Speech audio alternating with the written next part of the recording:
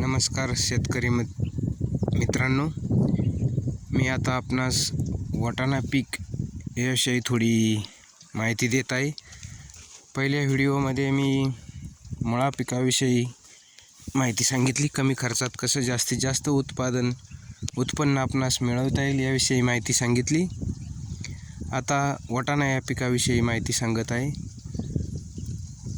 वाटाणा हे पीकही कमी वेळेमध्ये जास्तीत जास्त उत्पन्न देणारं पीक आहे. फक्त त्याची योग्य अशी मशागत करणे आवश्यक आहे. वेळेनुसार औषध फवारणी करणे गरजेचं आहे. हे पहा माझ्या शेतातील वाटाणा पीक. याचा आता सध्या 6 तोडे पूर्ण झालेले आहे आणि 7व्या तोड्याला 4 ते 5 दिवसांनी 7वा तोडा होईल. पहा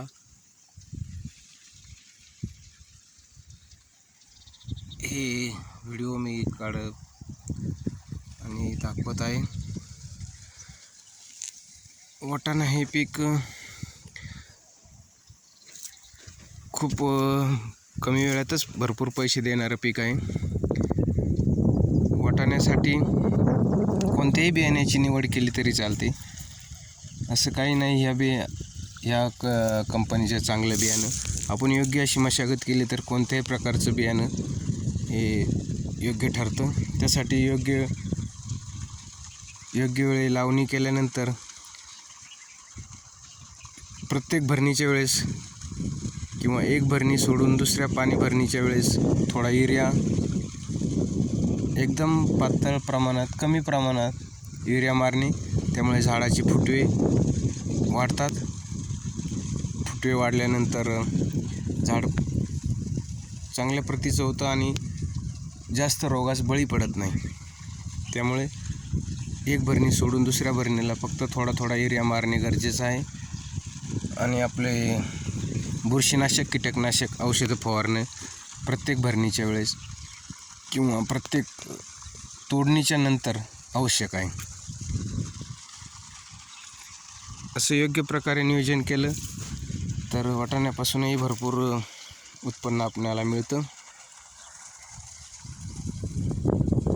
त्यासाठी फक्त बुरशीनाशक आणि कीटकनाशक 2च फवारणी आवश्यक आहे. आणि सुरुवातीला फुटवे होण्यासाठी एक औषध आवश्यक आहे. त्यानंतर त्याला कसलीही आवश्यकता नाही. वरचीवर पाणी भरणे आवश्यक आहे. जमीन जास्त वाळू द्यायची नाही. जमीन जास्त सुकल्यानंतर बुरशी लवकर पडते. त्यामुळे जमीन शक्यतो ओली राहील याचाच विचार करायचा. आणि त्यानंतर पहा आता 7वा तोडा आहे तरी किती चांगल्या प्रतीचा आपला वाटाणा आहे हे पहा. त्यामुळे बाकी कोणत्याही कसलीही आवश्यकता नसताना फक्त योग्य नियोजन केल्यानंतर जास्तीत जास्त उत्पन्न हे मिळत असतं. आता जी काय मी माहिती दिली ती आपणास आवडली असेल तर आपल्या चॅनलला नक्की सबस्क्राईब करा.